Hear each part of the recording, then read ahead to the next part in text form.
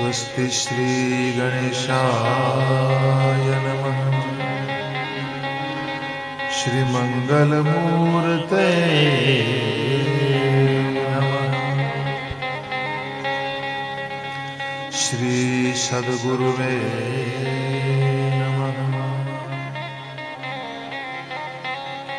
ध्येयं सदा परिभवग्नमभीष्टदोहम् तीर्थास्पदं शिवविरञ्चिनुतं शरण्यं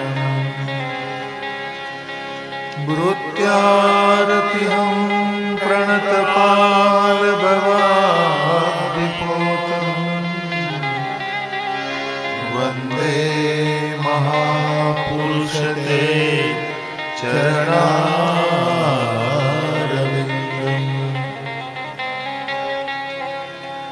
यं प्रव्रजन्तमनुपेतमपेतकृत्यं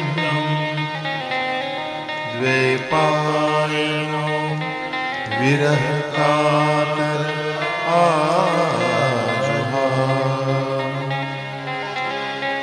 पुत्रेति तन्मयतया तरवोऽभिनेदुः सर्वभूतहृदयं मुनिमानतोऽस्मि। यदनुग्रहतो जन्तो सर्वदुःखार्तो तमहं सर्वदा वन्दे श्रीमद्वल्लभनन्दनम्। चिन्तासन्ताहन्तां यदपादाम्बुजनेन स्वीयान्तान्याचार्यान् प्रणमामि। नारायणं नमस्कृत्यं नरं चैव नरोत्तमं देवीं सरस्वतीं व्यासं ततो जयमुदीरये। बोलो श्री द्वारिकाधीश की जय। श्री भागवत भगवान की जय। दुर्गति नाशिनी दुर्गा जय। दुर्गति नाशिनी दुर्गा जय। दुर्गति नाशिनी दुर्गा जय। दुर्गति नाशिनी दुर्गा जय। काल विनाशिनी काली जय। काल विनाशिनी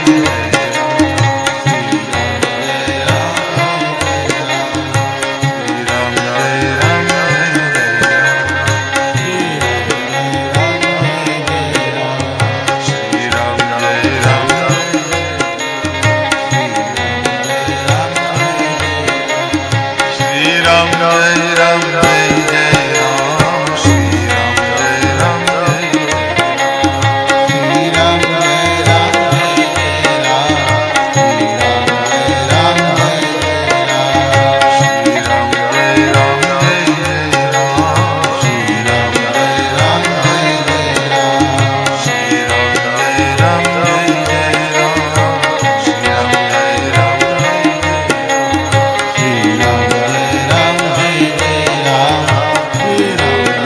શ્રી રામ જય રામ જય જય રામ શ્રી રામ જય રામ જય જય રામ શ્રી રામ જય રામ જય જય રામ શ્રી રામ જય રામ જય જય રામ શ્રી રામ જય રામ જય જય રામ શ્રી રામ જય રામ જય જય રામ શ્રી રામ જય રામ જય જય રામ શ્રી રામ જય રામ જય જય રામ શ્રી રામ જય રામ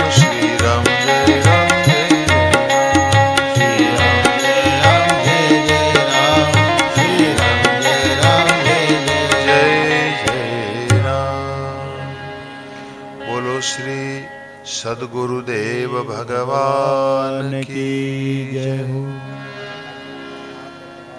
ભગવન યાની ચાન્યાની મુકુંદસ્ય મહાત્મનઃ વીર્યા અનંત વીર્યસ્ય શ્રોતુમિચ્છામહે પ્રભુ.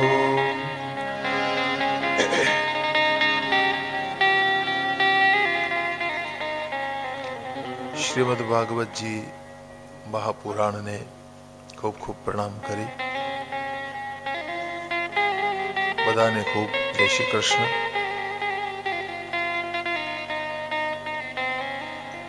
ભગવાનના અલૌકિક લીલા ચરિત્રો મેં આપને શ્રવણ કરાવ્યા મહારાજ.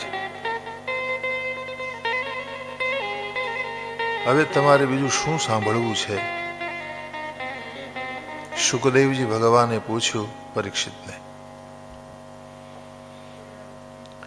રાજન, આજે તમારી પાસે અંતિમ દિવસ છે, 7મો દિવસ. આજે તમારું મૃત્યુ તમારી સામે આવીને ઊભું રહેશે. સહર્ષ એ મૃત્યુને તમારે સ્વીકારવું પડશે. શરીરનો કાળ હોય છે, આત્મા મરતો નથી મહારાજ. પણ છતાંય ઘણા બધા દિવસોથી તમે અન્નશન વ્રત લીધું છે, એટલે તમને કઈ લેવાની ઈચ્છા હોય, જલ લેવાની, અન્ન લેવાની, તો આપ લઈ શકો છો મહારાજ. થોડા કલાકો આપની પાસે છે, તો શું સાંભળવું છે તમારે? પૂછે છે મહારાજ. મને પેલા કોઈ ભક્તની કથા સંભળાવો. એવો ભક્ત કે જેની આંખો હરિદર્શનની પ્યાસી હોય, જેના કાન ભગવત કથા શ્રવણ માટે લાલાયિત હોય, જેનું મન નિરંતર ભગવત સ્મરણમાં લીન રહેતું હોય,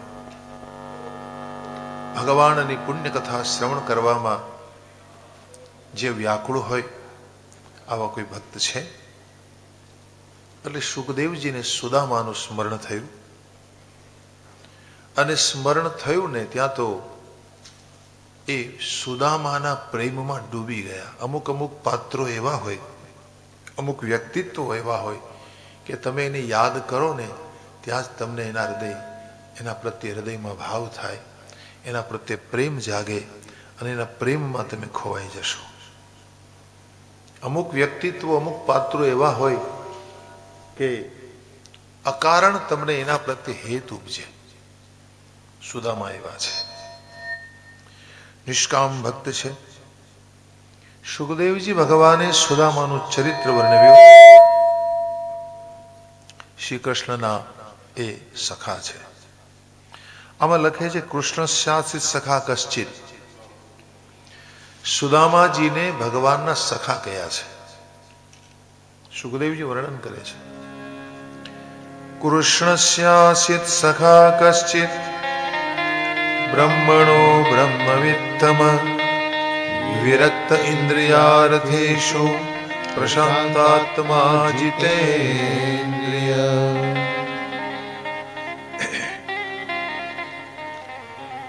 બહુ સ્પષ્ટતા કરી છે અહીંયા.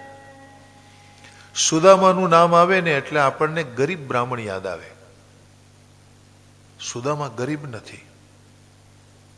ગરીબ કોણ હોય જીવનમાં? કે જે અસંતુષ્ટ હોય, જેને ભગવાન ગમે એટલું આપે પણ જેને જીવનમાં સંતોષ જ ન હોય ને એ દરિદ્રી કહેવાય. ભલે એ અબજોપતિ બન્યો હોય પણ એને એમ થાય કે હજુ મને વધારે ધન મળે, હજી વધારે મને પ્રાપ્ત થાય, તો એ દરિદ્રી છે. પણ જીવનમાં જે સંતુષ્ટ હોય, ભગવાને મને જે સ્થિતિમાં રાખ્યો છે એ મારા હિત માટે છે, આ ભાવ રાખી જીતેન્દ્રિય બની અને શાંત રહીને જે ભગવાનને ભજે એ ધનવાન છે, એ દરિદ્રી નથી. પણ સમાજમાં લોકોએ કેવી છાપ ઉભી કરી? સુદામા એટલે ગરીબ બ્રાહ્મણ, સુદામા એટલે દરિદ્રી બ્રાહ્મણ. ભલે એની પાસે ધન નથી પણ એ માણસ મનનો ધનવાન છે. અને વસ્તુ સ્થિતિ એ છે ભાઈ કે તમારી પાસે ગમે એટલું હોય, ગમે એટલી સંપદા હોય, પણ તમે કોઈ બીજાને આપી ન શકો, ઉદારતા તમારામાં ન હોય, તો તમારા જેવું કોઈ દરિદ્રી નહીં. અને ભલે તમારી પાસે કંઈ ન હોય પણ ઔદાર્ય ભર્યું હોય, ત્યાગની ભાવના હોય, જીવનમાં સંતોષ હોય, તો તમારે જેવું ધનવાન કોઈ નહીં. બીજું કે સુદામાજી જ્ઞાનવાન વ્યક્તિ છે, સંયમી છે, શાંત છે. આમાં લખે છે પ્રશાંત આત્મા, જીતેન્દ્રિય છે. એનું જીવન છે ને ભોગવાદી નથી, ભોગની એના જીવનમાં ક્યાંય જગ્યા નથી. અને બીજું કે આ માણસ એટલું ખુમારી વાળો છે કે એની પાસે કંઈ ન હોવા છતાં એને કોઈ દી લાંબો હાથ નથી કર્યો. આવો વ્યક્તિ છે. એટલો બધો વિદ્વાન અને વિદ્યાવાન વ્યક્તિ છે સુદામાજી કે જો એણે ટ્યુશન ક્લાસીસ ખોલ્યા હોત ને તો એ કરોડપતિ હોત. પણ એ વખતે સિસ્ટમ નહોતી. આજે કોઈ શિક્ષક બની ટ્યુશન ખોલી નાખે, તમે રૂપિયા ગમે એટલા કમાઈ શકો છો. પણ સુદામાજીએ પોતાની વિદ્યા વેચવાનો ધંધો નથી કર્યો. વિદ્યા વેચે ને ભાઈ, એ તો વ્યાપારી છે. બ્રાહ્મણ કોઈ દી પોતાની વિદ્યાને વેચે નહીં. ઈશ્વર ઈચ્છાથી એને જે મળે, ભલે યોગ્ય અને ગુણવાન વ્યક્તિ હોય, વિદ્વાન, આપણે એની કિંમત કરવી જોઈએ, કદર કરવી જોઈએ. પરંતુ બ્રાહ્મણ કોઈ દી પોતાની વિદ્યાને વેચતો નથી. જ્યારથી વિદ્યા વેચાવા લાગી છે ત્યારથી વિદ્યાનું મહત્વ ઘટ્યું છે. તમે જો, એટલે પહેલાના બ્રાહ્મણો તમે જુઓ, પહેલાના બ્રાહ્મણો શિક્ષકો બનતા મોટે ભાગે. જ્યારથી શિક્ષણ બ્રાહ્મણ સિવાયના લોકોના હાથમાં ગયું ત્યારથી વેપાર બન્યો છે. એ તો શિક્ષણ વેપાર નથી, પણ બીજાના હાથમાં શિક્ષણ ગયું એટલે ધંધો થઈ ગયો શિક્ષણ. પણ જ્યાં સુધી બ્રાહ્મણના હાથમાં શિક્ષણ હતું ત્યાં સુધી એને ધંધો ન થવા દીધો, કારણ કે એ વિદ્યાને વેચતા નથી. સુખદેવજીને એટલા માટે આ પાત્ર ગમે છે કે ઈશ્વર ઈચ્છાથી એને જે મળે એમાં એ સંતુષ્ટ છે. ભલે ઘરમાં કંઈ નથી, બહુ જરૂરિયાતવાળો માણસ છે, પરંતુ છતાંય એણે કોઈ દી યાચના નથી કરી જીવનમાં. એમના પતિવ્રતા સ્ત્રી ઘણી વખત એને કહે કે ભાઈ તમે દ્વારિકા નાથના મિત્ર છો, દ્વારિકા કેમ જતા નથી? બાજુમાં જ છે દ્વારિકા. એટલે સુદામા એમ કહેતા કે ભાઈ હું મોટો છું ઉંમરમાં, અમે સાથે અધ્યયન કરતા બરાબર, પરંતુ એ તો મહાન રાજા બની ગયા છે કૃષ્ણ, અને હું એમને ઘેર જાઉં તો રાજાને હાથે ખાલી હાથે ન જવાય. રાજાના ઘેર, જો રાજાના ઘેર ખાલી હાથે ન જવાય, દેવ મંદિરમાં ખાલી હાથે ન જવાય, કથા સાંભળવા જાવ ખાલી હાથે ન જવાય, નાનું બાળક હોય જ્યાં ખાલી હાથે ન જવાય, કોઈ વડીલ હોય, બંધુ હોય, આપણા મા બાપ હોય ત્યાં કંઈક લઈ જવું જોઈએ, ખાલી હાથે ન જવાય. તો આવા બધા નીતિ સૂત્રો છે આપણે ત્યાં નીતિશાસ્ત્રમાં. તો મારે એને કંઈક લઈ જવું પડે એના માટે. એક તો રાજવી છે, બીજા નંબરે મારાથી નાના છે, એટલે ખાલી હાથે હું જાવ એ ઠીક નહીં. પણ આપણા ઘરમાં તો કંઈ છે નહીં. જો ભાઈ જેવડી પછેડી હોય ને એવડી હોડ તણાય, એમાં શરમાવાય નહીં. આપણી પાસે ન હોય તો આપણે દેખાડા ન કરાય. આપણા આ જૂના માણસોના સિદ્ધાંત છે કે ભાઈ અમારે દેખાડવાનું શું હોય એમાં. તો અમારી પાસે જેટલું છે ને એટલું અમે ખર્ચ કરવાના છીએ. લોકો અમને મોટા માને તોય ભલે, નાના માને તોય ભલે, પણ આજે તો આ સમય દેખાડવાનો સમય છે. આ કળિયુગમાં માણસ પાસે ન હોય તો કરજ કરીને ખર્ચા દેખાડે. કે હું ધનવાન છું. પેલા આપણા જૂના માણસો કેવા હતા, પછેડી હોય ને એવડી થોડી તાણે. આપણે કહીએ ને કે આપણે સગવડ હોય ને એટલો ચાંદલો કરાય. પહેલાના લોકો ચાંદલો એ માપે કરતા. લગ્ન પ્રસંગમાં જાય ને તો આપણી સગવડ છે એટલું આપણે કરવાનું. એટલે એમાં દેખાડા શું કરવાના? અને તો જ માણસને જીવનમાં સુખ શાંતિ મળે છે, જો આવી જીવન પદ્ધતિ અપનાવે તો સુદામાજી કહે છે કે ભાઈ આપણા ઘરમાં કંઈ નથી તો લઈ જવા કંઈ હોય એવું હોય તો મને આપો, હું લઈ જાઉં. એટલે એમના પત્ની બોલે છે કે આપણા ઘરમાં તો નથી પણ પાડોશમાંથી કંઈ માગી લાવું. આમાં લખે છે કે પડોશમાં જઈને 4 મુઠ્ઠી તાંદુલ માગી લાવ્યા. યાચિતવા ચતુરો મુષ્ટિન, યાચિતવા માગીને લાવ્યા એમ લખે છે કે ભાઈ અમને સગવડ થશે ને ત્યારે તમને આપી દઈશું. યાચિતવા ચતુરો મુષ્ટિન વિપ્રાન પૃથક તંડુલાન. હવે તાંદુલ તો માગીને લાવ્યા પણ એને શેમાં લઈ જવા? ઠેલી નહોતી ઘરમાં. કેટલી દરિદ્રતા હશે આ વ્યક્તિમાં, કેટલો સંતોષ હશે તમે જુઓ. બીજું કે વિદ્યાધ્યયન કરવામાંથી આ માણસને ફુરસદ નહોતી, વાંચવામાંથી એને ફુરસદ નહોતી મળતી. એના ઘરમાં પુસ્તકો સિવાય કંઈ ન હોય. અધ્યયન કરવામાં જે લીન હતા તો એની બીજી સગવડ ક્યાંથી યાદ આવે ભાઈ? એના ઘરમાં બીજું હોય પણ નહીં. અને હંમેશા નિયમ છે કે વિદ્યા પ્રાપ્તિની ઝંખના જેના હૃદયમાં હોય, લક્ષ્મી એનાથી રિસાઈ જાય છે. સરસ્વતી લક્ષ્મીને બનતું નથી. સરસ્વતી અને લક્ષ્મીને, જ્યાં સરસ્વતી હોય ત્યાં લક્ષ્મી ન હોય, જ્યાં લક્ષ્મી હોય ત્યાં સરસ્વતી ન હોય.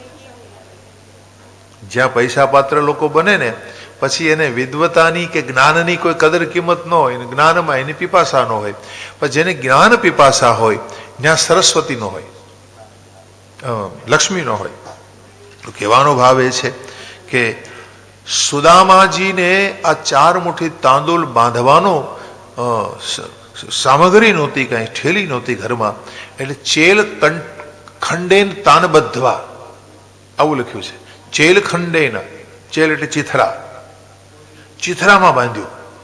ઘરમાં જે સડેલા કપડાં પડ્યા હોય ચીથરા, અને એ ચીથરામાં આ તાંદુલ બાંધી અને આપ્યા. ચેલ ખંડેન તાન બધવા ભર્ત્રે પ્રાદાદ ઉપાયનમ. ઉપાયન એટલે ભેટ.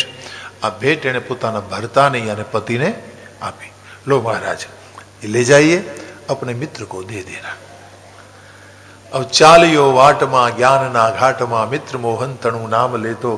ચાલ્યો વાટમાં જ્ઞાનના ઘાટમાં.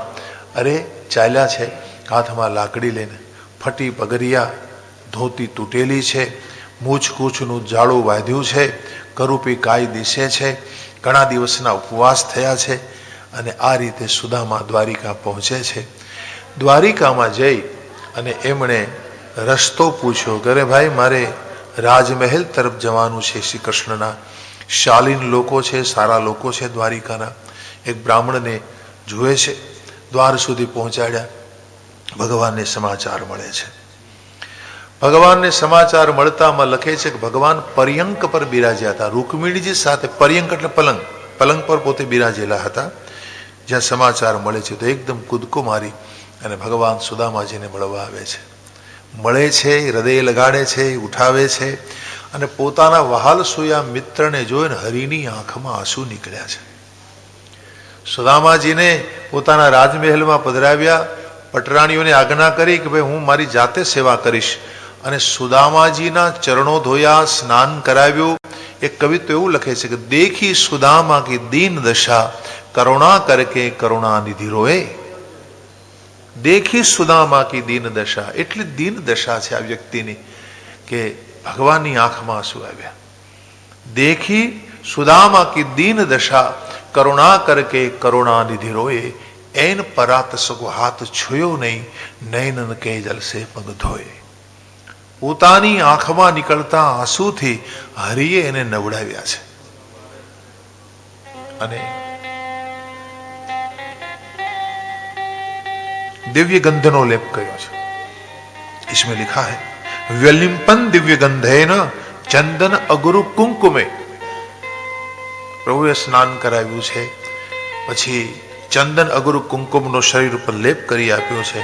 સુદામાજીને પરમ શાંતિનો અનુભવ થયો છે. પછી એને ભોજન કરાવ્યું, તાંબુલ આપ્યા અને પછી બાજુમાં બેસાડીને હવે પૂછે છે, તમે આમાં લખે છે કે સુદામાની આ સેવા ભગવાન કરી રહ્યા છે એ પટરાણીઓ જુએ છે. પટરાણીઓ વિચાર કરે છે કે આ કોણ અવધૂત હશે કે અમારા પતિદેવાની આટલી બધી સેવા કરે છે. કિમનેન કૃતમ પુણ્યમ અવધૂતેન ભિક્ષુણા, લાગે છે ભિખારી જેવો, ભિક્ષુક જેવો, પણ આ કોઈ અવધૂત પુરુષ લાગે છે. અમારા હરિયાની આટલી બધી સેવા કરે છે. અમારા હરિએ તો કોઈની સેવા ક્યારેય કરી નથી. તો રાજાધિરાજ છે, દ્વારિકાધીશ તો રાજાધિરાજ છે ને. રાજા કોઈની સેવા ન કરી શકે. રાજાએ કોઈની સેવા કરવાની પણ ન હોય. એ પ્રજાનો પિતા છે. રાજા પ્રજાપાલક છે અને પ્રજાનો પિતા કહેવાય, પિતા સમાન છે. પ્રજાએ રાજાને પિતા સમાન જોવાના હોય. આપણા બાપુજી સાથે કેમ આપણો વ્યવહાર હોય એવો વ્યવહાર રાજા સાથે કરવાનો હોય, એને પિતા માનવાના હોય. અને રાજાએ પ્રજાને પોતાના બાળકોની જેમ સાચવવાના હોય. એ શાસ્ત્રોનો નિર્ણય છે. રાજાએ પ્રજાનું શોષણ ન કરાય. તમે તમારી પ્રજાનું શોષણ કરી શકો? તમારા છોકરાઓને હેરાન કરી શકો? એમ રાજાએ બહુ કર ન ખાય, પ્રજાનું શોષણ ન કરાય, એનું રક્ષણ કરવું જોઈએ, એની આજીવિકા ચલાવવી જોઈએ. તો રાજા છે એ કોઈની સેવા ન કરે. પણ આજ શ્રી કૃષ્ણ સેવા કરે છે સુદામાની. એ નિહાળતા બધાને પરમ આશ્ચર્ય થઈ રહ્યું છે. બાજુમાં બેસાડી અને ભગવાન પૂછે છે, બ્રહ્મન, ગુરુકુલમાં આપણે સાથે ભણતા, યાદ છે? અપી બ્રહ્મન ગુરુકુલાત ભવતા લબ્ધ દક્ષિણાત સમાવૃતેન ધર્મગન ભાર્યોઢા સદૃશીનવ. હા કૃષ્ણ, મને બધું યાદ છે. તમે મારા સહાધ્યાયી હતા. આપણે સહ અધ્યયન કર્યું છે, સાથે અભ્યાસ કર્યો છે ખૂબ. હું દરેક પળને યાદ રાખું છું. મને બધી ખબર છે, બધા સંસ્મરણો યાદ છે. અચ્છા સુદામાજી, તમને યાદ હશે કે ગુરુપત્નીના આદેશથી આપણે એક વખત ઈંધણ લેવા ગયેલા. જો ભાઈ પેલા તપોવન પદ્ધતિનું શિક્ષણ હતું ને, તો છોકરાઓને આજુબાજુમાં લોટ માગવા જવું પડતો ભિક્ષા લેવા માટે, પછી ઈંધણ લેવા માટે વનમાં જવું પડે. વિદ્યાર્થીઓ ભણતા હોય પોતાને જાતે રસોઈ બનાવે. સવારમાં વહેલા ઉઠે, સ્નાન સંધ્યા કરે, રસોઈ પોતાની જાતે બનાવવાની હોય. પછી ગુરુજીને ભોજન કરાવવાનું હોય, ગુરુજીની સેવા કરવાની હોય. અને એ બધું કામ કરતા કરતા આ તપોવન પદ્ધતિમાં ભણતા વિદ્યાર્થીઓ વેદાધ્યયન કરે, વેદોનું અધ્યયન કરે, શાસ્ત્રો ભણે, પુરાણો આદિ જે કંઈ એ વખતે અધ્યયનની પદ્ધતિ હોય, જેને ભણવાનું હોય એ બધું ભણે. તો કઠોર જીવન હતું પહેલા, જેને બ્રહ્મચર્ય વ્રત કહેવાય. આજના છોકરાઓને આ જીવનની ખબર જ નથી. આજે તમે છોકરા જુઓ, ઓબેસિટી વાળા તમને દેખાશે. બસ ખાવું પીવું અને પડ્યું રહેવું પથારીમાં, અને બહુ વાંચવાનું કહો તો ચોપડી લઈને બેસી રહે, કે લેપટોપ સામે બેસી રહે. એટલે શરીરમાં ઓબેસિટી બહુ દેખાય તમને આજના છોકરાઓમાં. જ્યારે પહેલાના છોકરાઓને બધું જાતે કરવું પડતું હતું, સેવા કરવી પડતી હતી.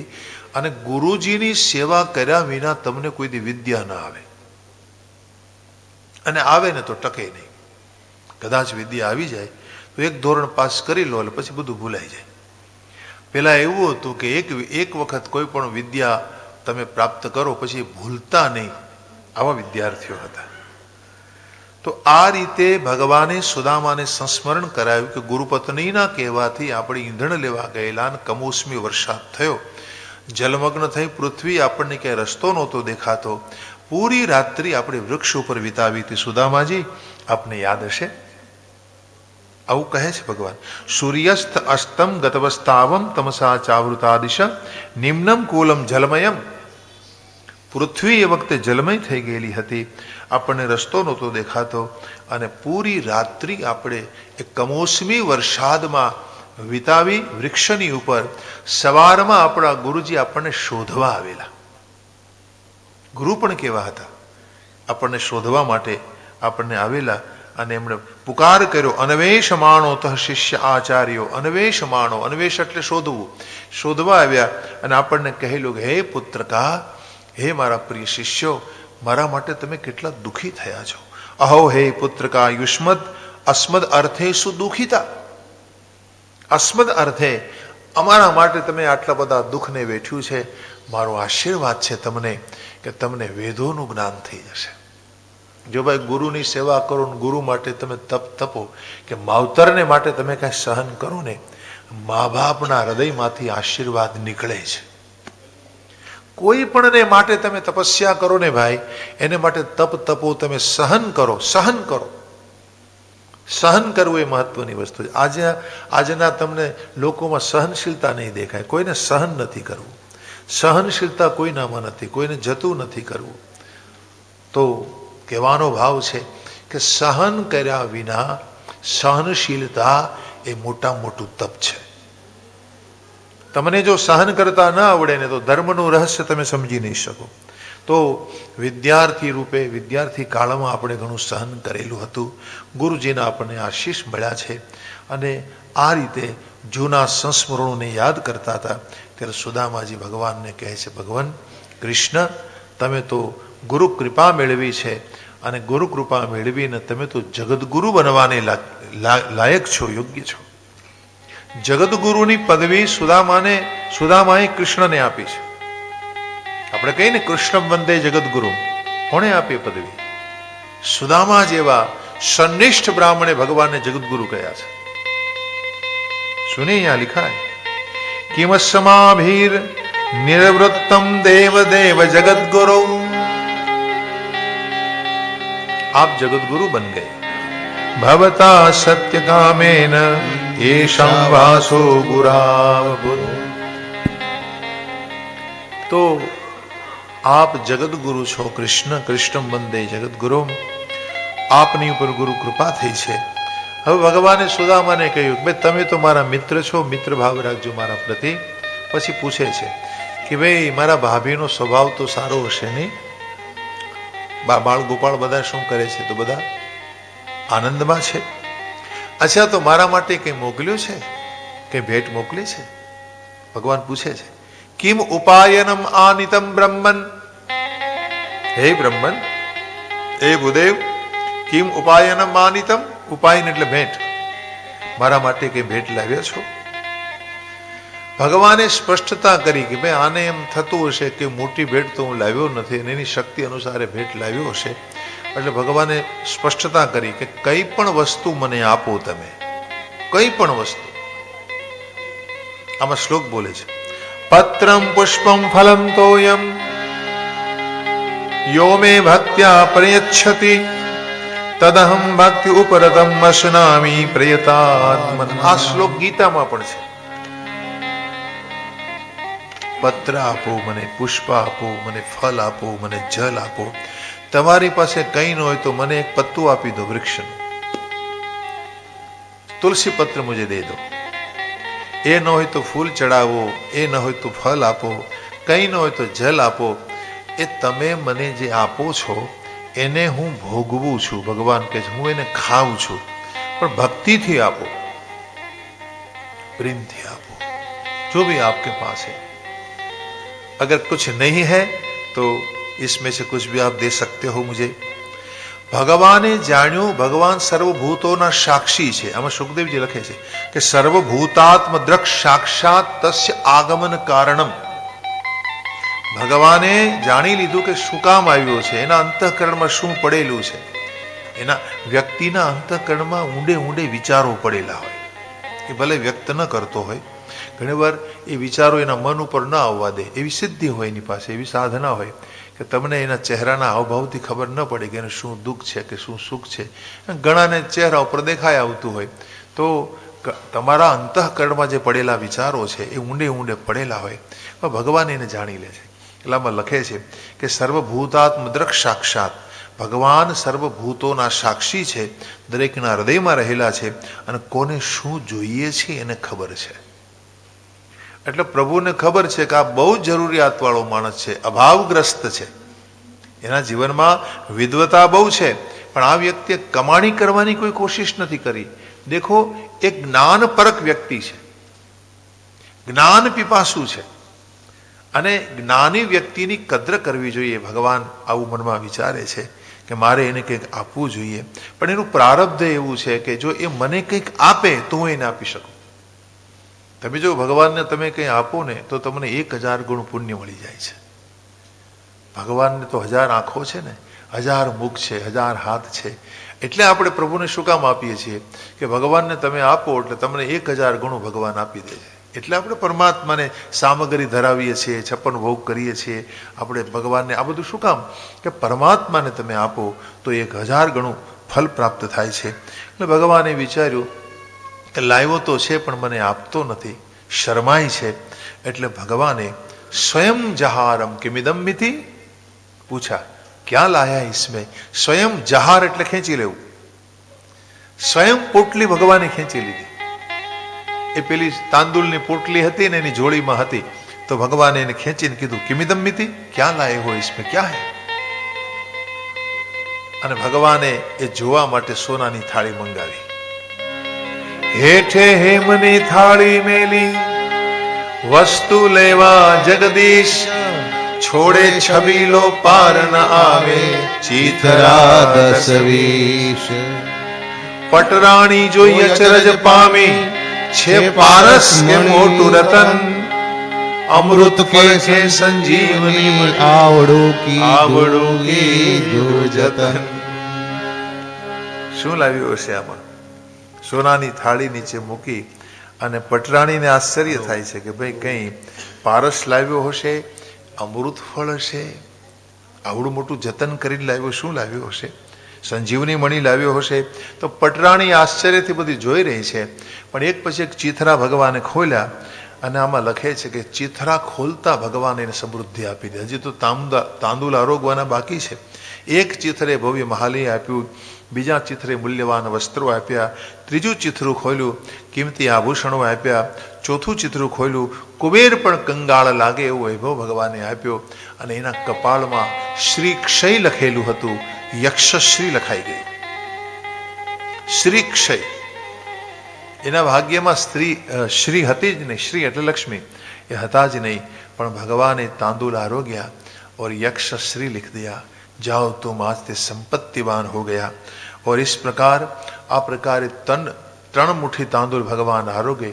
અને જ્યાં ચોથી મુઠ્ઠી ભગવાન આરોગવા જાય ત્યાં ભગવતી લક્ષ્મીજીએ રૂક્મિણીજી હાથ પકડી લીધો. ભગવાનને કહ્યું, તાવત શ્રી જગૃહે હસ્તમ, તાવત શ્રી જગૃહે, શ્રી જગૃહે હસ્તમ. હાથને રૂક્મિણીજી પકડી લીધો અને કહ્યું, એ તાવતાલમ વિશ્વાત્મન સર્વ સંપત સમૃદ્ધ है. बहुत दे दिया प्रभु आपने, इसे बहुत दे दिया. ए तावतालम, बस बहुत दिया आपने. सर्व संपत समृद्ध है, સર્વ સંપત્તિ તમે એને આપી છે.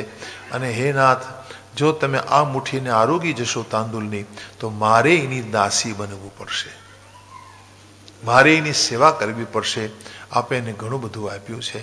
એટલે ભગવાન અટકી ગયા છે. અને એ જે પ્રસાદ બાકી રહ્યો એ બધી પટરાણીઓને વેચવામાં આવ્યો. ભગવાને એમાં એવી મીઠાશ મૂકી છે અને ભગવાને આ રીતે તાંદુલને સ્વીકાર્યા છે. તમારી પાસે ભલે કંઈ ન હોય પણ ભગવાનને તમે પ્રેમથી આપશો, ભાવથી, ભક્તિથી આપશો અને ભગવાને ગ્રહણ કરશે તો એના બદલામાં પ્રભુ તમને હજારો ગુણો આપે છે. સુદામાના તાંદુલને ભગવાને આરોગ્યા છે. ઘણા બધા સમય સુધી ભગવાન સાથે સત્સંગ થયો છે. દેખો, ગુણવાન વ્યક્તિ છે, વિદ્વાન વ્યક્તિ છે, એટલે એમની ભગવાને ખૂબ કિંમત કરી છે. સમાજમાં જ્યારથી ગુણવાનોની કિંમત ઘટી છે ને ત્યારથી સમાજ બગડ્યો છે. તમારા ઘરમાં કે સમાજમાં ગુણવાન વ્યક્તિ કોઈ માણસ રહેતો હોય, શાંત હોય, દાંત હોય, ત્યાગી હોય, ક્ષમાવાન હોય, આવો કોઈ પણ માણસ, ગુણથી ભરેલો માણસ તમારા ઘરમાં કે સોસાયટીમાં આજુબાજુમાં રહેતો હોય, જો તમે એની ઉપેક્ષા કરો, એની કિંમત ન કરો, તો તમારું ઘરનું વાતાવરણ પણ બગડે અને સોસાયટી પણ બગડે. અને આ કલિકાલમાં તમને આવું જોવા મળશે. તમે જો, ગુણવાનની કિંમત નહીં થાય, ધનવાનની કિંમત થાય છે. ભલે પછી એ ધનવાન ગુંડા જેવો માણસ હોય, પણ ધનવાન છે ને એટલે બધા એને સલામ કરે છે. અને ગુણવાન માણસ બિચારું દરિદ્રી હોય, ભલે એનામાં સારા ગુણ હોય, પરંતુ જો દરિદ્રી હશે તો આપણે એની સામે નહીં જોઈએ, એને રામ રામે કરતા નથી. એટલે કહેવાનો ભાવ એ છે કે ગુણવાન વ્યક્તિની, જ્ઞાનવાન વ્યક્તિની કિંમત ઘટી છે ને એટલે આપણામાં બગાડો આવે છે. સમાજ બગડવાનું આ એક જ કારણ છે કે જે પૂજાવા ન જોઈએ એની હું તમે પૂજા કરીએ છીએ. જે અપૂજ્ય હોય, જેને પૂજવા ન જોઈએ એ પૂજાઈ રહ્યા છે, અને જે ગુણવાન વ્યક્તિ નથી એને તમે ગુણવાન માનો છો, અને એને આરતીઓ ઉતારવામાં આવે આવા લોકોની, અને એટલા માટે સમાજમાં બગાડો. ભગવાન એ શીખવે છે આપણને કે ભલે દરિદ્રી માણસ છે પણ ધનવાન નથી, પરંતુ જ્ઞાનવાન છે, ગુણવાન છે, વિદ્વાન વ્યક્તિ છે. એટલે ભગવાને સેવા કરી સુદામાની પોતાના શ્રી હસ્તે, અને મને તમને શીખવ્યું છે આ કે ગુણવાન વ્યક્તિની કિંમત કરો તો સુખી થશો, તમારું ઘર સુખી થશે અને છોકરાઓમાં સારા સંસ્કાર આવશે. તો ભગવાને સુદામાને ઘણું બધું આપ્યું છે. પ્રભુ પોતાની યોગ માયાથી તુરંત આપી દે છે, એને એક ક્ષણનો વિલંબ લાગતો નથી. કારણ કે પ્રભુની માયા છે ને ભાઈ, માયા તો એક ક્ષણમાં બધું બનાવી લે, એક ક્ષણમાં નાશ કરી નાખે. માયા તો આ બધું કરી શકે નહીં. એટલે ભગવાનની માયાથી સુદામાને એમણે સુદામાપુરીમાં ઘણું બધું મોટા રાજમહેલો બનાવી આપ્યા, સ્ફટિક મણીના જેના ખંભાઓ છે આવા મહેલો બનાવી આપ્યા, ઘણી સંપદાઓ આપી ભગવાને. તો બીજી બાજુ થોડા દિવસો રહ્યા પછી સુદામાએ ભગવાનને કહ્યું હવે મને વિદાય આપો, અને ભગવાને સુદામાને પ્રેમ ભરી વિદાય આપી છે. પૂરો પરિવાર એ રાજમહેલની નીચે ઉતરી અને સુદામાને વિદાય આપે છે અને કહે છે સુદામાજી હવે ફરીવાર આવું ત્યારે એકલા નહીં આવતા, વિથ ફેમિલી આવજો, તમારા બાળકોને સાથે લાવજો. આ પ્રકારે વારે વારે પ્રેમ ભરી વારે વારે વિદાય આપે છે. અને આમ પોતે પોતાના આશ્રમમાં, મહેલમાં, રાજમહેલમાં પધાર્યા ભગવાન. બીજી બાજુ સુદામા પોતાની નગરીમાં આવે છે અને પોતાના ઘેર આવીને સમૃદ્ધિ નિહાળે છે. એની આંખમાં આંસુ આવ્યા છે. આમાં લખે છે વિલોક્યસ બ્રાહ્મણસ તત્ર સમૃદ્ધિમ સર્વ સંપદામ. સર્વ સમૃદ્ધિ સંપદાને આ બ્રાહ્મણે નિહાળી. તર્કયામાસ નિર્વ્યગ્ર સર્વ સમૃદ્ધિમ અહેતુકમ. સુદામાજી વિચારે છે કે આવું અહેતુક સમૃદ્ધિ દેનારું, આવો હેતુ વગરનો હેત કરનાર તો મારા કૃષ્ણ સિવાય કોણ હોઈ શકે? મારો એને કોઈ સ્વાર્થ નહોતો, પણ છતાં મને એને આટલું બધું પ્રદાન કર્યું. આવો હેતુ વગરનો હેત તો કોણ હરી જ કરી શકે ને? એટલે મનોમન વિચારે છે કે પ્રભુ મારે તો તમારી પાસે કંઈ જોઈતું નહોતું, તમે મને ઘણું આપ્યું. આવા લોકો નિષ્કામ હોય છે, એને કોઈ જોઈતું હોઈતું નથી એની પાસે, કોઈની પાસેથી એ ઈચ્છતા નથી, ચાહતા નથી. પ્રભુ એક માંગ મારી છે તમારી પાસે કે મારે તમારા મિત્ર બનીને કાયમ રહેવું છે, મારે તમારા ફ્રેન્ડ બનવું છે, બસ મિત્ર થવું છે. તસ્યૈવ મેં સૌહૃદ સખ્ય મૈત્રી. મિત્ર તરીકેનો સંબંધ તમે મારી સાથે કાયમ રાખજો પ્રભુ. તસ્યૈવ મેં સૌહૃદ સખ્ય મૈત્રી દાસ્યમ પુનર્જન્મની જન્મની સ્યાત. ભલે હું ગમે એટલી વખત આ સંસારમાં જન્મ લઈને આવું, પણ હે પ્રભુ મને આપનો મિત્ર બનાવજો, મિત્ર ભાવથી મને તમારી પાસે સ્થાન આપજો પ્રભુ. બસ આ સિવાય મારા મનમાં કોઈ અપેક્ષા નથી. સુદામાજી એક એવું વ્યક્તિત્વ છે કે આટલી સંપત્તિ મળ્યા છતાં એને જરાય આકર્ષણ નથી. આટલી બધી સંપદા મળે તો માણસ ભોગમાં ડૂબી જાય. સુદામાએ વિચાર્યું કે હવે મારે વિદાય લઈ લેવી પડશે. આમાં લખે છે કે છોકરાઓ માટે જે જોઈતું તો બધું થઈ ગયું, હવે એને કોઈ ચિંતા નહોતી. સુદામાએ ભગવાનને મળીને આવ્યા પછી આમાં લખે છે કે સતત ભાવાવેશમાં રહેતા હતા. સુદામાજી ભાવાવેશમાં. મહાપુરુષોનો એક સ્વભાવ છે કે પરમાત્માને મળીને આવે, એક યાત્રા કરીને આવે, એક તીર્થયાત્રા કરીને આવે, પછી એ ભાવમાં રહેતા હોય છે. સ્વામી વિવેકાનંદના જીવનમાં એવું ઘટેલું કે અમરનાથની યાત્રા કરવા માટે પોતે ગયેલા. સ્વામી વિવેકાનંદ અમરનાથની યાત્રા કરીને આવ્યા અને પછી પોતે બેલુર મઠમાં રહે છે. બેલુર મઠની સ્થાપના એમણે કરી દક્ષિણેશ્વરની બિલકુલ સામે ગંગાને કિનારે. તો એ ભાવમાં બહુ રહેતા હતા, સતત ભાવાવેશમાં રહેતા હતા. આ એક અવસ્થા હોય છે મહાપુરુષોની. તો ભાવાવેશમાં રહેતા હતા. પછી એને વિચાર્યું હવે હું વધારે જીવી નહીં શકું. 39 વર્ષે એને સમાધિ દ્વારા શરીર ત્યાગી દીધું. સમાધિ દ્વારા રાત્રિના 9:15 વાગે પોતાની કુટિયામાં એણે ધ્યાન યોગ દ્વારા પોતાના પ્રાણનો ત્યાગ કર્યો. 39 વર્ષની ઉંમરમાં છે. તો એટલી ઉંમરમાં તો એણે કેટલું બધું પુરુષાર્થ કર્યો, કેટલું બધું કામ કરેલું, કેટલા બધા રાષ્ટ્રોમાં એ ફરેલા, વિદેશોમાં પણ ગયેલા. તો કહેવાનો ભાવ એ છે કે ભાવાવેશ એક એવી વસ્તુ છે કે ભગવાનને મળીને આવ્યા પછી સંતોમાં અસ્વાભાવિક હોય છે. તો સુદામાજી એ નિરંતર આ આવેશમાં રહેતા હતા. એને લાગ્યું હવે હું જીવી નહીં શકું વધારે, એટલે એમણે બહુ અલ્પ સમયમાં શરીરનો ત્યાગ કર્યો છે. આમાં લખે છે એને સદગતિ મળી છે. તદ્ધ્યાન વેગુદ ગ્રથિતાત્મ બંધન તદ્ધામ લેભે ચિરત સતામ ગતિમ. તદ્ધામ લેભે ચિરત, એને પરમાત્માનું ધામ મળ્યું. સતામ ગતિમ, એને સદગતિ મળી છે. આવું લખે છે ભગવાન સુખદેવજી. બહુ ગૌરવથી આ ચરિત્ર બોલ્યા છે સુદામાજીનું. કારણ કે આવા બ્રાહ્મણની કથા તમે કરો કે સાંભળો ને, તમે નિષ્કામ થઈ જાઓ છો. નિષ્કામ વ્યક્તિની કથા સાંભળો, તમે પણ નિષ્કામ બનો છો. આમાં લખે છે કે સુદામાજીની કથા સાંભળે એનું કર્મબંધન છૂટી જાય છે.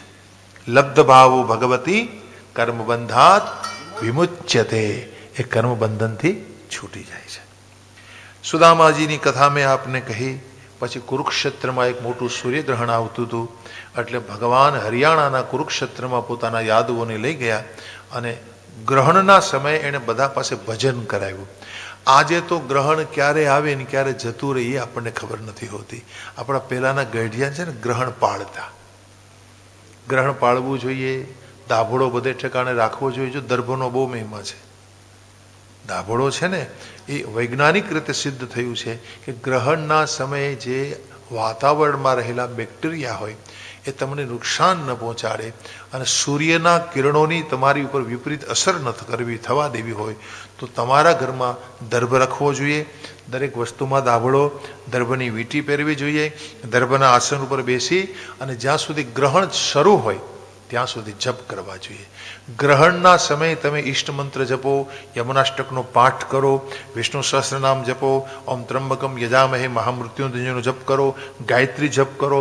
ગ્રહણના સમયે તમારો કોઈ પણ મંત્ર જપ કરેલો 1000 ગણો ફળ આપે છે. મંત્ર સિદ્ધ થઈ જાય છે. ગ્રહણના સમયે તમે મંત્ર જપો ને, મંત્ર સિદ્ધ થઈ જાય છે. તો આપણા શાસ્ત્રીય વિધાનો છે. ભગવાન બધાને સૂર્યગ્રહણના સમયે અહીં લાવ્યા અને આમાં લખે છે કે ગોપીજનો વર્ષો પછી ભગવાનને અહીંયા મળી છે.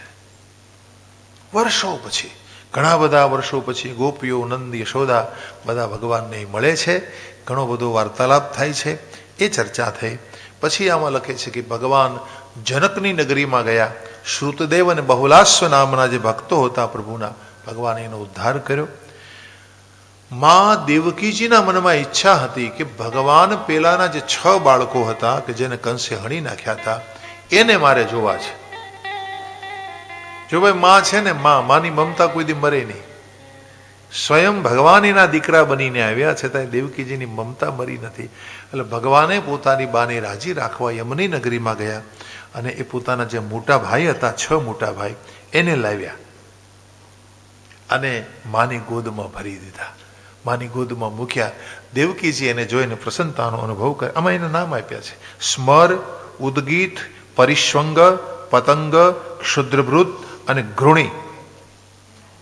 આમાં લખે છે કે પૂર્વ જન્મમાં એ મરીચી ઋષિના પુત્રો હતા. મરીચીના, અને શ્રાપ થયેલો એટલે એ એક વખત જન્મ લઈ અને એને મૃત્યુ પામ્યા અને પછી પોતાના ધામમાં જતા રહ્યા. તો એ શ્રાપિત હતા. તો આ રીતે ભગવાને માતાને દર્શન કરાવ્યું છે.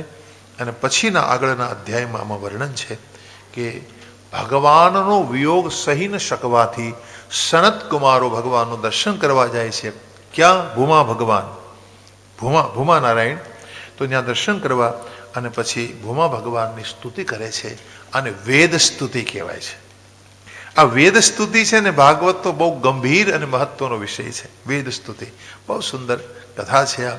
અને ખાસ કરીને જેને ભાગવત તત્વ જાણવું હોય એને વેદ સ્તુતિનો અભ્યાસ કરવો જોઈએ. વેદ સ્તુતિ કરે છે અને પછી આમાં અંતમાં લખે છે કે ભગવાનની જે પટરાણીઓ હતી એ ભગવાનના વિયોગમાં એક ગીત ગાય છે. એને મહિષી ગીત કહેવાય. મહિષી એટલે રાજમાતાઓ.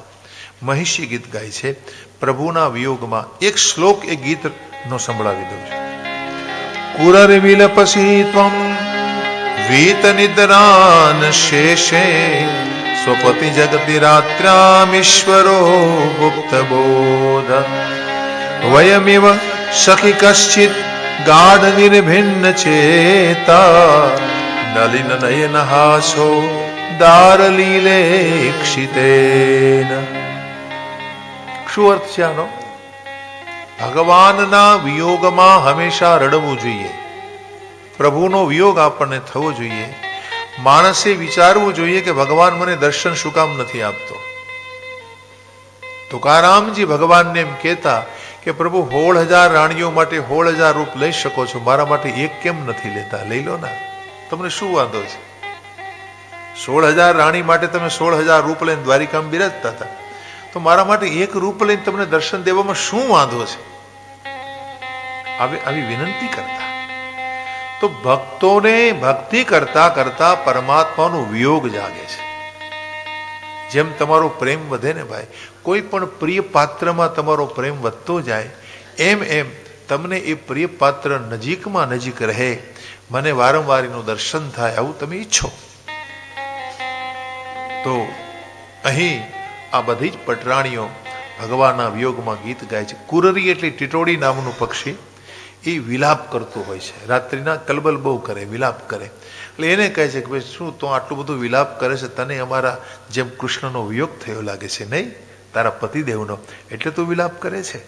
પછી બીજા મંત્રમાં ચક્રવાકીને કહે છે, ત્રીજા મંત્રમાં મહાસાગર ઘૂઘવતો હોય એને કહે કે તને અમારી જેમ નિદ્રા નથી આવતી, ભગવાનના વિયોગમાં જેમ અમે સૂઈ શકતા નથી એમ હે મહાસાગર તને નિદ્રા આવતી નથી એવું લાગે છે. તો આ બધા એક એક પાત્રોની સાથે આ બધી રાજમાતાઓ વાતો કરે છે. મલય લહેરીને, ચંદ્રમાને, કોયલને, ઉદાર પર્વતને, સાગર પત્ની નદીને, હંસને. 10 શ્લોકોમાં આ મહિષી ગીત, બહુ સુંદર ગીત છે આ પણ. અને આ રીતે પછી આગળના મંત્રોમાં યદુવંશનું અસંખ્યાતપણું બતાવ્યું છે. કરોડોની સંખ્યામાં યાદવો ભણતા હતા, એને ભણાવવા માટે કરોડો શિક્ષક હતા. આમાં સંખ્યા છે 3 કરોડ જેવી. 3 કરોડ જેવા શિક્ષકો હતા. આ બધાય દ્વારિકામાં એક સાથે રહેતા હતા, આ મહાનગરીમાં. બોલો એ નગરી કેવી હશે, તમે કલ્પના કરો. તો આ પ્રકારે અસંખ્યાતપણું બતાવી અને આગળ કહ્યું કે આવા મારા ભગવાનની આ કથા યદુવંશમાં જે પ્રગટ થયા મુકુંદ, એની આ કથા મેં આપને કહી. મુકુંદ શ્રીમત કથા શ્રવણ કીર્તન ચિંતયતિ. મારા મુકુંદની કથાનું જે શ્રવણ કરે, ચિંતન કરે છે, તદ્ધામ દુસ્તર કૃતાંત જવાપ વર્ગ, એ આ દુસ્તર સંસારને અનાયાસે તરી જાય છે જે મારા હરિની કથાનું ચિંતન કરે છે. આટલું કહી દશમ સ્કંદ ભગવાનના ચરણે મૂક્યો. હવે આપણે આગળ એકાદશમાં પ્રવેશ કરીએ છીએ. ભાગવતજીનો એકાદશ સ્કંદ એ ભગવાનની મુક્તિ લીલા છે. જો આજ મહત્વની કથા છે. હવે જ્યાં સુધી તમે મુક્તિ લીલાની કથા ન સાંભળો ત્યાં સુધી ભાગવત સાંભળ્યું એ તમને જોયું એવું ફળ નહીં આપે. જો અહીંયા મુક્તિની કથા છે, જીવને મુક્ત થવાનું છે, એવું નથી કે મર્યા પછી જ મુક્ત બને. ભાગવત જીવતા મુક્તિ આપે છે. જો તમે પહેલેથી છેલ્લે સુધી ધ્યાનપૂર્વક કથા સાંભળો તો તમને જીવન મુક્તિ આપે એવું આ શાસ્ત્ર છે. એકેય વસ્તુ વિષય છોડ્યા વિના ધ્યાનથી આ પદ્ધતિસર એક પછી એક પગથિયા ચડવામાં આવ્યા છે. પણ આપણને એ તો બધું યાદ નથી રહેતું, નથી કોઈ ચિંતન મનન કરતા કે આ કથા મર્યા પછી નહીં, તમને જીવતા મુક્તિ આપે છે. મરેલાઓને તો મુક્તિ મળે જ, એમાં સવાલ જ નથી. જે શરીરથી હાજર નથી તો ચેતનાના રૂપમાં હાજર છે જ, જેને આપણે આપણા પિતૃઓ માનીએ છીએ, એ તો કથા જો સાંભળતા હોય તો એ તો મુક્ત જીવન પામે જ. પણ આ કથા જીવન મુક્તિ આપે છે. હવે અહીંયા એકાદશમાં એમ કહે છે કે અહીંયા બેની મુક્તિ થાય છે, જીવ મુક્તિ અને બ્રહ્મ મુક્તિ. જીવ મુક્તિ કોણ? તો કે યાદવો અહીં મુક્ત થવાના છે, યાદવા સ્થળી થવાની છે, એ બધા મુક્ત થવાના છે. પરીક્ષિત મુક્ત બનવાના છે. બીજા બ્રહ્મ મુક્તિ, ભગવાન પણ મુક્ત થવાના છે. પ્રશ્ન થાય કે ભાઈ ભગવાનને મુક્ત થવું પડે? તો કે હા, આ સંસારમાં ભગવાન આવે એની સુખ મળતું નથી. તમે કલ્પના કરો કૃષ્ણને શું સુખ મળ્યું, કયો? ક્યાં સુખ પાયા ભગવાનને? जन्म लेकर आया कैद खाने में, ले गए गोकुल में, बहुत असुरों से युद्ध किया, संघर्ष करो आखी जिंदगी भगवाने, 125 वर्ष रहे आ भूतल पर, सतत संघर्ष करो, क्या सुख पाया? तो तो भगवान को भी ये संसार सुख नहीं देता। ભગવાને બનાવ્યો છે, ભગવાનના બાપણો છે, એ બધું ધારી કરી શકે, પણ ભગવાન પ્રકૃતિના નિયમ વિરુદ્ધ કંઈ કરતા નથી. જે પ્રમાણે પ્રકૃતિ ચાલવી જોઈએ એમાં ભગવાન કોઈ દિવસ હસ્તક્ષેપ ન કરે. એટલે પરમાત્માને પણ મુક્તિની ઝંખના જાગે છે, એને પોતાના લોકમાં જવાનું મન થાય છે. આ મૃત્યુ લોકમાં એ કાયમ રહી શકતા નથી. બેની મુક્તિ છે. હવે અહીંથી શરૂઆત કરે છે કે ભગવાને દૈત્યોનો વધ કર્યો, પાંડવોનો સહયોગ કરીને, સહકાર લઈને, અને આ રીતે અધર્મીઓનો નાશ કરી અને ભૂમિનો ભાર ઉતાર્યો. ભગવાને વિચાર કર્યો કે ભાઈ મેં તો ભૂમિનો ભાર ઉતારી દીધો,